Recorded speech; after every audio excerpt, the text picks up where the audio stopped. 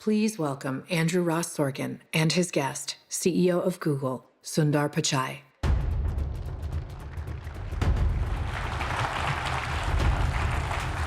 Sundar Pichai is here, everybody.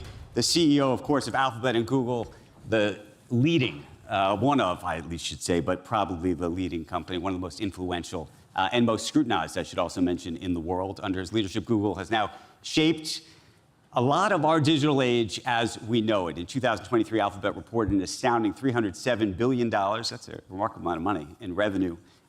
Its search maintains over a 90% global market share. We'll talk about what that means in just a moment. YouTube now boasts over 2.5 billion monthly logged-in users. Android powers more than 70% of all smartphones worldwide. So if you got an iPhone, you're out of luck compared to what the rest of the world is doing. But we should mention the US government is now pursuing one of the most significant antitrust cases in decades. It's accused Google of maintaining a monopoly power, and it is considering whether the company should be broken up. We'll get into that. As Sundar navigates all of this, he is steering Google through also what is a rapidly changing technological world with AI and products like Gemini. And this, I should mention, is Sundar's second time on our stage, and we're so thrilled to have you here. So thank you. It's great to be here. There is like everything to talk about. And we're going to talk about AI and technology, and we'll talk about the government and culture and so many different things. But I think the best place to start, if you'd indulge me, is to talk about where we are. We talked to Sam earlier about AI. But I wanted to specifically sort of start with you on AI and technology, but maybe in a bit of a different place. And I wanted to read you, if I could, a quote from a competitor of yours that I don't think you're going to love, but I think you'll have a good answer to, which is your friend Satya Nadella at Microsoft said that Google should have been the default winner in the world of big tech's AI race. He said Google is a very competent company. Obviously, they have both the talent and the compute. They're vertically integrated. They have everything from data to silicon to models to products and distribution. And I'm so curious, he sort of put down the debate there, or tried to launch a debate there about where Google is. You guys were the originals. You were the OGs when it comes to AI, and sort of where you think you are in the journey relative to these other players, and whether you think you were or still are supposed to be, as he says, the default winner. I would love to do a side-by-side comparison of Microsoft's own models and our models any day, any time.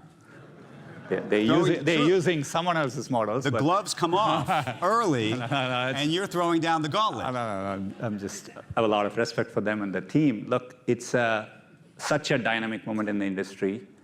I obviously, when I look at what's coming ahead, maybe we are in the earliest stages of a profound shift. We have taken such a deep full-stack approach to AI. We do world-class research. We are the most cited, when you look at Gen AI, right, most cited company in the institution in the world. Foundational research. We build AI infrastructure, and when I'm saying AI infrastructure, all the way from silicon, we are in our 6th generation of tensor processing units. You mentioned our product reach. We have 15 products at 500 million users. We are building foundational models, and we use it internally. We provide it to developers, over 3 million developers. And it's a deep full-stack investment. We are getting ready for our next generation of models. I just think there's so much innovation ahead. We are committed to being at the state of the art in this field, and I think we are. Just coming today, we just announced groundbreaking research from a text and image prompt, creating a 3D scene. It's pretty amazing. And so the frontier is moving pretty fast, and so looking forward to 2025. But do you think to yourself, I mean, you guys were doing this with Demis and Google Minds super early. Yeah. I mean, you were the first. Yeah. And do you look and now say, everybody, and this was actually something we talked about a little bit earlier this morning, everybody's catching up and getting to a similar place? in the current, the current generation of LLM models are roughly, few companies have converged at the top. But I think we're all working on our next versions too. I think the progress is going to get harder. When I look at 25, the low-hanging fruit is gone. The curve, the hill is steeper. I think the elite teams will stand out in 25. So I think it's an exciting year from that perspective. You think it's slowing down, though? So that's interesting, because I will tell you that your competitor / peer in Sam Altman said there is no wall. There is no wall. You think it's maybe slowing down in terms of how quickly it scales? I'm very confident there'll be a lot of progress in 25. Okay. Right? I think the models are definitely going to get better at reasoning, completing a sequence of actions more reliably, more agentic, if you will. I think so you will see us push the boundaries. So I expect a lot of progress in 25. So I don't fully subscribe to the wall notion.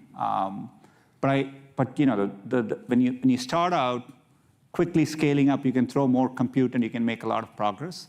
But you're definitely going to need deeper breakthroughs as we go to the next stage. So you can perceive it as there's a wall, or you perceive it as there's some small barriers. But so it's not just, but this is what we were actually talking about this morning. Is it a how much of it is processing power, meaning just physical processing power? If you can buy enough NVIDIA chips, that changes the dynamic for you, versus how much data is coming, new data is coming in, whether it's real or digital data or synthetic data, versus tweaking and changing the algorithm.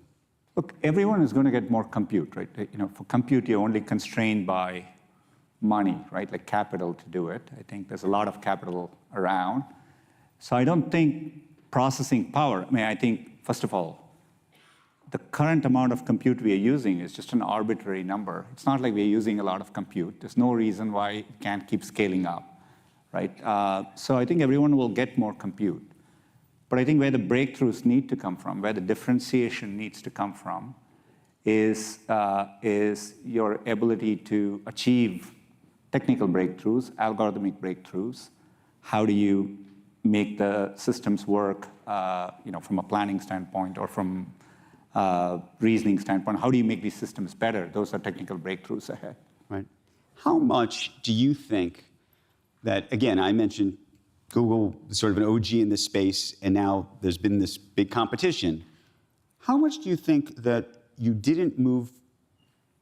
You were not the first mover. You were the first mover and then not the first mover in this sort of uniquely interesting way. How much is that a function of protecting the current business? I think that one of the great challenges that people talk about all the time is you have this enormous business called the blue link economy, search.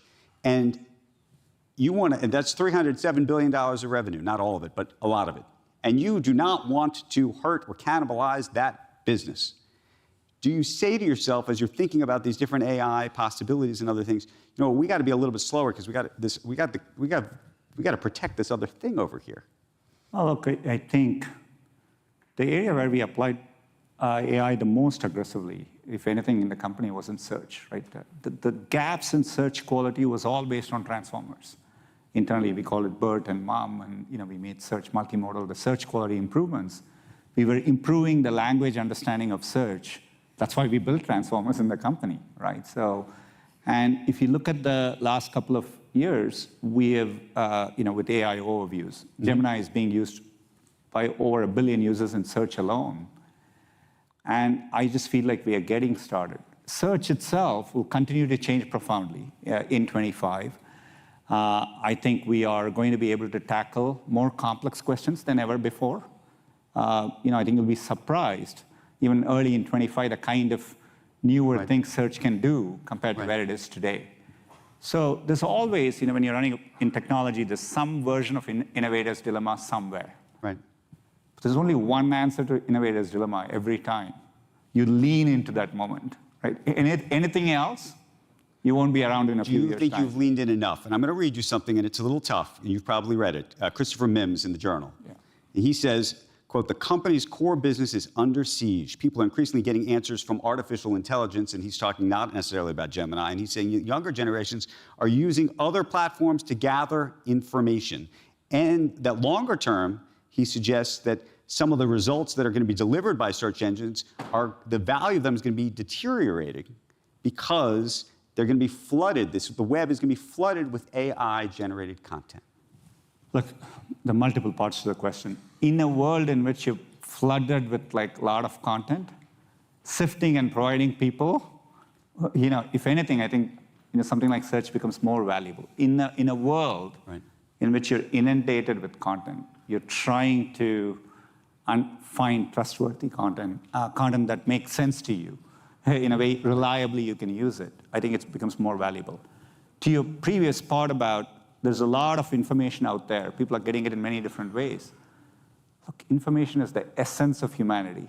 We've been on a curve on information. When Facebook came around, people had entirely new way of getting information. YouTube, Facebook, TikTok, I can keep going on and on. Through it, I think the problem with a lot of those constructs is they are zero-sum in their inherent outlook, right? They just feel like people are consuming information in a certain limited way, and people are all dividing that up. But that's not the reality of what people are doing, right? So if you were going to stack rank the competition now, if you were to sit on a Monday morning with a whiteboard and say, you know what, not today, but 2025, 26, 27, this is who we need to worry about, this is what we think that they are capable of, and this is what we are capable of. Yeah. What does that board look like to you? Well, two things I would say. We had a few years ago when Alexa had launched and Siri had launched, there were exact versions of these questions. The only reason I'm saying it is if you're on the cutting edge of technology, it is so dynamic. The answers, if you were writing it in the board, would keep changing too. I genuinely think, obviously when I think about AI, there are a few major labs which are investing a lot in. So there are about 5 to 6 important companies. I think the names are obvious to most people. But let me ask you about that, by the way, because you say they're obvious. I don't know if they're obvious. I think ChatGPT, OpenAI, that's obvious. Anthropic is obvious. You're obvious. Increasingly, maybe XAI. I don't know where you... Wow, I think XAI, given Elon's track record, for sure. Meta has done a great job with Llama, right? And where do you put Apple? And we're going to talk to Jeff Bezos in a little bit. Amazon. Look, I mean, these are extraordinary companies, right? So, we partner with Apple in certain areas, and I expect both Apple and Amazon just had an event yesterday where they announced their own models. So, these are companies with deep capabilities and deep access to capital and an extraordinary track record of execution, which shows how dynamic a moment is. But I think it's a mistake to think for the most profound technology we are going to work on as humanity, there aren't going to be a handful of companies working on it, right? The opportunity space is much bigger than most people can process it today. So. Let me ask you just maybe a management question. Yeah. So one of the critiques has been that Google has not been moving fast enough, and that the sort of Elon Musk approach to management of hard charging and going needs to happen. Mark Zuckerberg sort of took this sort of hard charging approach. I was reading the late Charlie Munger had a comment. He had gone to visit Alphabet before he passed away, and he says, "I've been to Google's headquarters. It looked to me like a kindergarten, a very rich kindergarten." And I thought it was a very interesting quote, but I was thinking about it because it made me think, we've known each other maybe a decade now or more, and I feel like you are a very thoughtful guy who's constantly thinking about all these things, but I don't always necessarily think of you as a fighter. What do you think about that? Look, the way to look, you take something like Waymo where we are, right? When you're working on technology, you have a clear vision, and you're executing relentlessly and ambitiously. You want to create a culture which can do that over a long period of time. I think there are many different ways to accomplish it. I just think you have to see the track record of what we have done as a company and where we are headed. Just this year alone, take something like Waymo as people used to question whether you can do this. We kind of were at 50,000 rides like 6 months ago, 100,000 autonomous rides per week, 150,000. Last week it was 175. We crossed 1 million autonomous rides per week, right? Like you go, 4 weeks ago, I took my dad in San Francisco. I put him in the car. He was in the front. I was sitting in the back with my mom, driving around San Francisco. I mean, to him, you would have described it as what we think of as the AGI. We kind of just crossed that. In San Francisco, the Waymo cars drive better than humans. You don't do these things by not executing well, right? So, when do you think Waymo's everywhere? I mean, we've been talking about, I think last time you were here, we talked about autonomous vehicles. And others, including Elon, have talked about them being on the roads a lot sooner than they are now. I mean, Tesla's making amazing progress too. Look, I think, we are in 6 to 7 cities already by the end of this year. We've always it's an area where we have let safety and our metrics guide. Mm-hmm. But I think we are already in the process. May I just walk through the scaling up? I think in the US, by next year, we'll be in like 10 cities robustly, right? And like in 10 of the major markets. So I think we are making good progress. And who do you think of as the biggest competition in that space? I think, obviously, Tesla is the leader in this space. So I think it looks to me like, Tesla, Waymo, I would say those are the top 2. How much of your time, and I promise we'd get to it, is spent these days on thinking about this legal case that you are the center of, with the US government saying you're a monopoly and we are going to break you up? They have talked about effectively trying to do a whole bunch of things, spinning off Chrome, figuring out how to deal with Android, preventing you from paying folks like Apple to make Google the default search engine on the phone. Look, I spend the vast majority of my time on innovation and the product innovation we need to do as a company. But at our scale as a company, it's a big part of my job to engage with regulators, and I've viewed it as an important part of my role to do that. From a legal standpoint, look, these are complex cases. They are in the thick of it. We have very, very capable teams which work through it. I spend time, but it's not an extraordinary amount of time or something like that, yeah. But what do you think your chances are, if you will? I mean, do you say to you, I don't know how much you want to speculate, but there's a big question mark about if any of these things were to come to pass, what it would do to the business. Look, I mean, I would say this, even through the ruling, the judge commented on that we are clearly the highest quality search engine product out there. And we've gotten to that position by innovating ahead of everyone else. So in that is an acknowledgement of what we've done to do well in this space.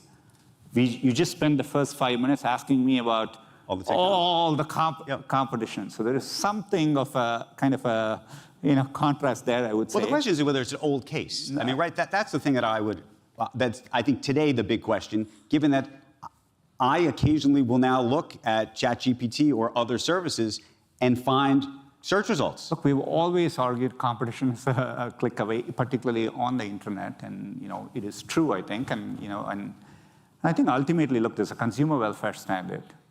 Like as consumers, all this innovation flowing out from Google, as a company, we are, name any field. We talked about self-driving, AI, quantum computing. We are at the cutting edge of innovation. We provide these services. We open source and publish most of this innovation. The entire AI recent, the transformer architecture, et cetera. A lot of our products are open source. So, we'll vigorously defend. I can't comment on ongoing litigation, but I have deep faith in our judicial system. Let me ask you a related question, which is that the president-elect has made a whole bunch of comments about Google. Talked about the need for competition, but then has talked about the need to have strong, big technology companies to compete with China, and suggested maybe that he would not be so inclined to want Google to be broken up. Have you talked to him about this?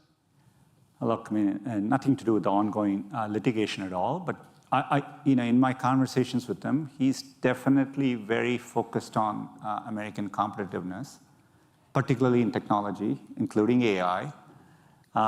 Look, I think there's a real opportunity in this moment. One of the constraints for AI could be the infrastructure we have in this country, including energy, the rate at which we can build things. I think there are real areas where I think he is thinking about and committed to making a difference. So hopefully we can make progress there. But do you think that actually him becoming the president changes the dynamic for you? Meaning, if Harris had won, do you think there would have been a different outcome? Look, this is a DOJ case, and the case is already in court. So And started under Trump. Yes, and look, so I don't have any particular insights into that, right? I think we'll defend ourselves there. But I just view it as, when I think the decade ahead, AI ends up being the biggest opportunity ahead. And so I'm focused on what we can do to innovate as a company. And I think if we can do that well, I think our success is in our hands more than anything else. You made a comment recently that 25% of the software that's being written inside Google today is being written by AI, which I thought was astonishing.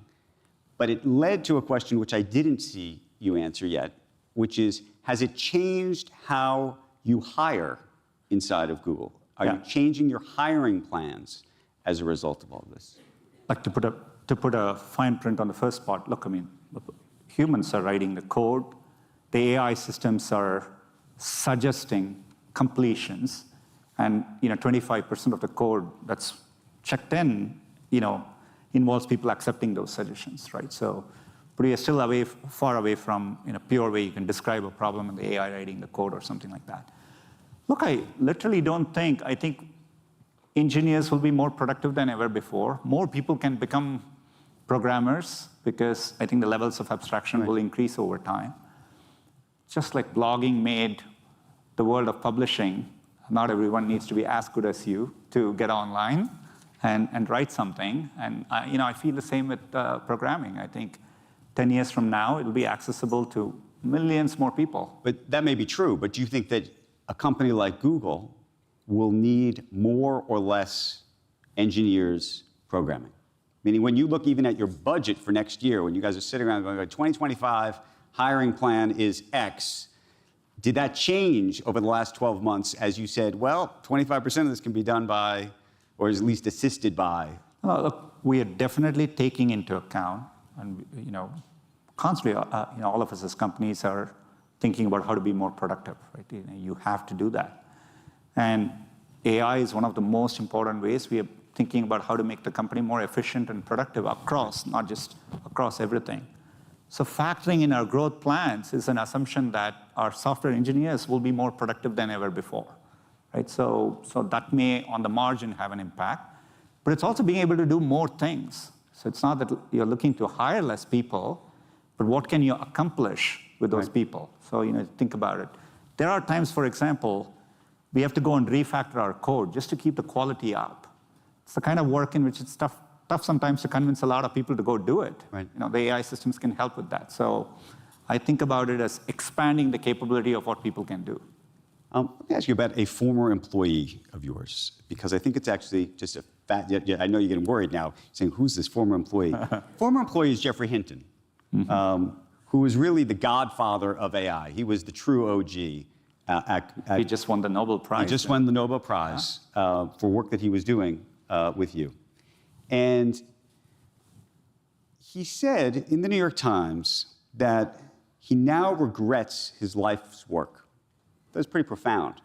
He said, I console myself with the normal excuse. If I hadn't done it, somebody else would have. And I read that, and I remember thinking that is such a profound thing to say about somebody's life who may have changed our lives forever. And I'm curious what you think of that, and whether A, you've had conversations with him about that, and B, how you, who's leading this company and doing this work, considers it. Well, first of all, I think the world of Jeff, and I just saw him a few weeks ago. He came by Google. We toasted to his Nobel work. And look, we had this conversation even when he was leaving, but I think he definitely feels, and something which a lot of us share, by the way, I've said this many years ago, I call this the most profound technology, as profound as fire or electricity, and I think it's going to affect all walks of life, and I think he's definitely of the opinion we need to think deeply about this technology as early as possible and get it right for the benefit of humanity. And I think he has concerns we may not. And he's speaking up about it. That's right. Great. Look, I'm definitely on the optimistic side.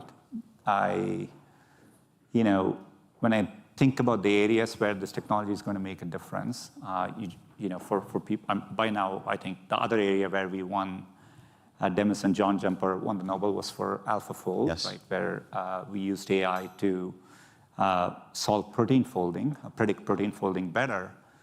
I mean, those things are being used by people to discover better drugs, right? Tackle problems like cancer and vaccines and so on. So there are many, many areas in which AI is going. So I think technology is going to make progress.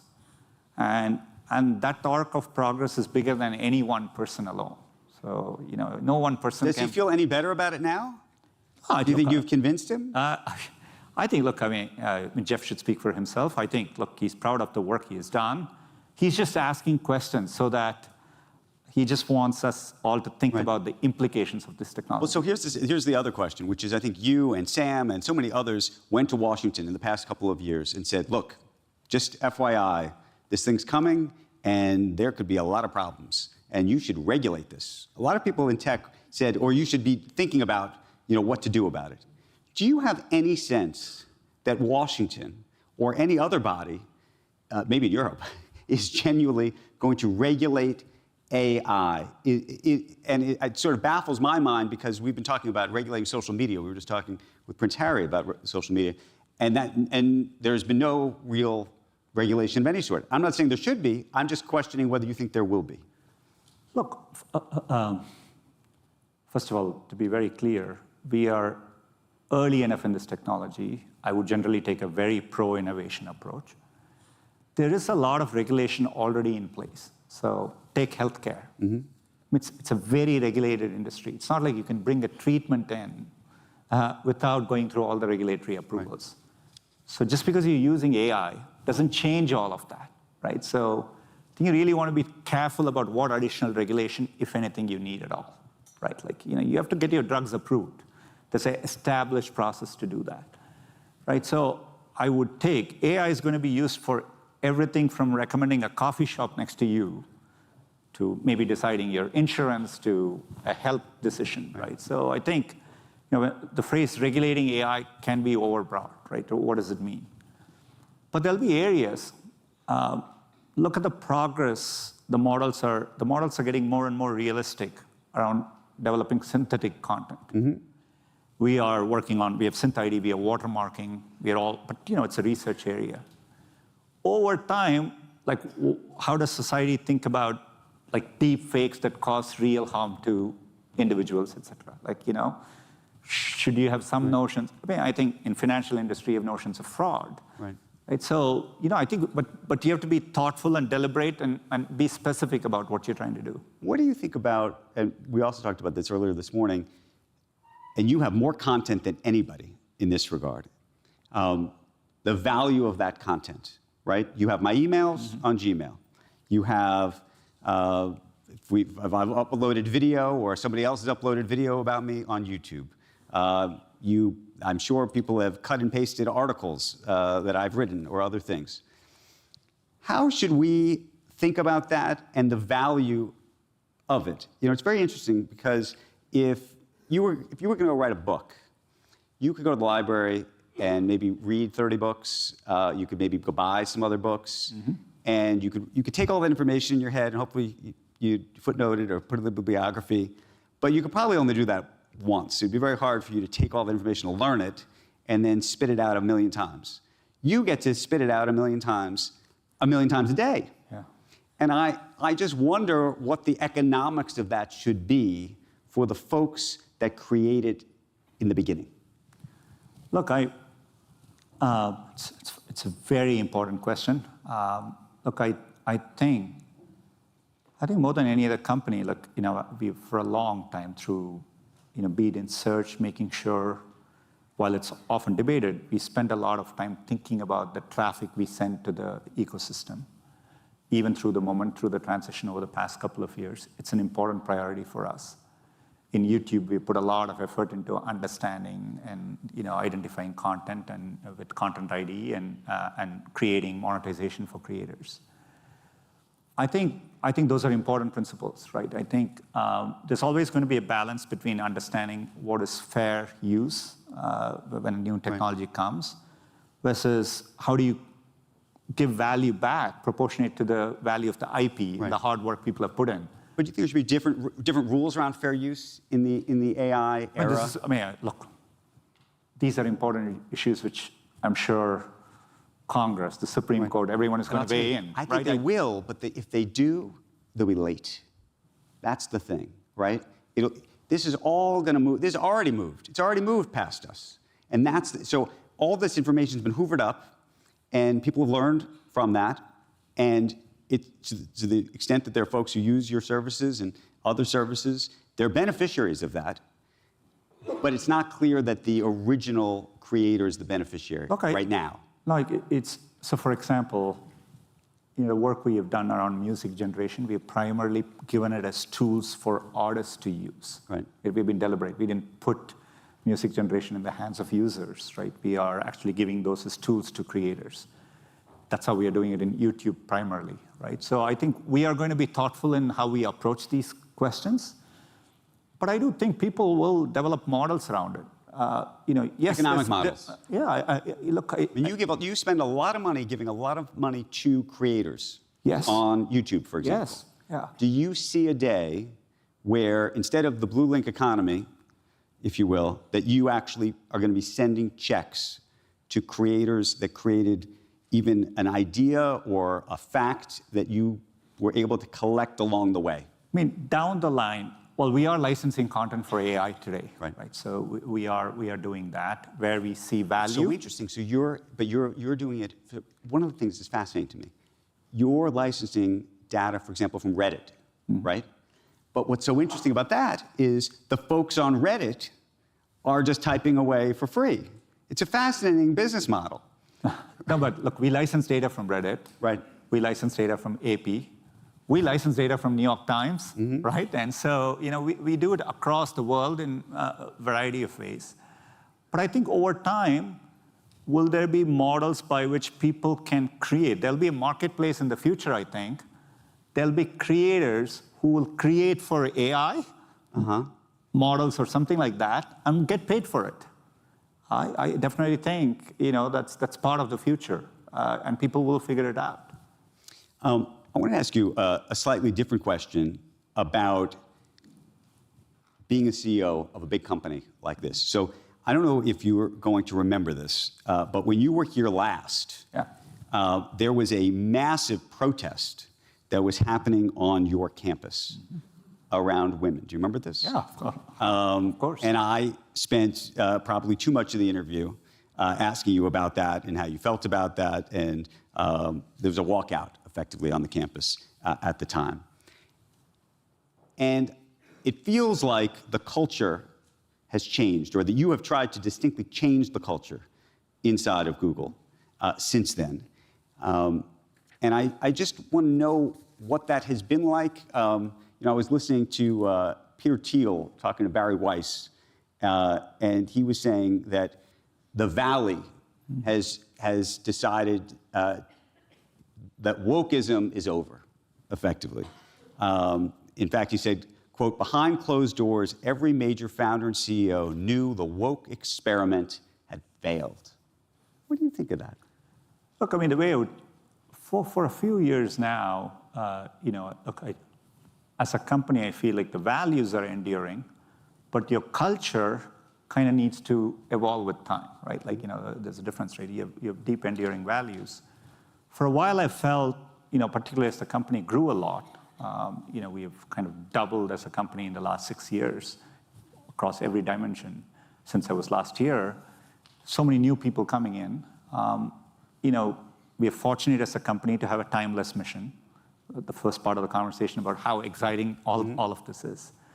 I feel like, people come with a variety of personal opinions. A workplace isn't where you can reconcile all those differences. You're there because you believe in the mission, and the best way we can impact the world is through the products and services we build. And so getting our employees to be more mission-first and mission-focused, the company is not your personal platform, right? And I think that's been, for me, it's been a change for a while. There are moments where we've reinforced it very strongly, but I think that's how I've thought about it. There was a period of time where if I had asked you about this, or any of the CEOs who are in the room, they'd say, the employees have the power now. The employees have the power now, and we have to sort of go with what the employees are doing. And then something shifted. And I don't know what you think it is that shifted in the last 2 or 3 years. It may very well be the just business imperative of being competitive said, you know what, we're not doing this way anymore. Look, I mean, we have very, our employees have a strong voice in the company. I've always seen it as a source of strength for the company. So I don't see it as a power dynamic necessarily. I actually think it's resonating with a lot of employees too, right? I think, the employees are also looking for, they don't want always like, in a workplace, right, to be sorting out personal. So you just think it got so out of hand that it had its own backlash? I think business imperative, people want to have impact through their work. I think, we can survey. We see people are the happiest when they feel they're being productive and the work is being impactful and they're doing well. Right? That trumps other things, right? And so, so in some ways, maybe it's a set of factors coming together. Right. But I do feel it's not like, I don't see this as an imbalance between us and our employees. It doesn't feel that way. It is a giant company, as I mentioned. Do you ever think that the company would be better off divided up? Not the products the way I just described, but one of the reasons that the company was called Alphabet, changed from Google, was this idea that there were going to be all of these different units, and that technically these units could effectively get spun off into other things. That's what I think the market thought at one point. Yeah. And that has not really happened yet. Though maybe it will with something like Waymo? Yeah, look, some of our other bets, they are, there are companies in our other bets, they are set up with boards. We have outside investors in. Right. Just we take a long-term view, and do I expect in a 10-year time frame some of those to be independent public companies? The answer is yes. Which one's first? I can't tell you today, but but I do think Here's a different one. Which one would you want to run? Look, I personally. Yeah. You're staying with the mothership. Yes. Look, I deeply care about seeing the journey through on AI. Right. It's what, in 2015, I set the company to be AI first. It's why I was excited to be a CEO. And I think the next decade is going to be the most interesting there. Because you said you want to see it through. Yeah. What does through look like? What's the other side of through? And how long is that? Look, I probably think about this differently than most other people. I think there's a lot of focus on AGI. What does the word mean? Ironically, 10 years ago at Google, we would have these debates, I remember, including with Larry Sergey, like, when will the Turing test be solved? This was 2010 or so. And there would be puts and takes on whether it's less than 5 years, 5 to 10 years, and so on.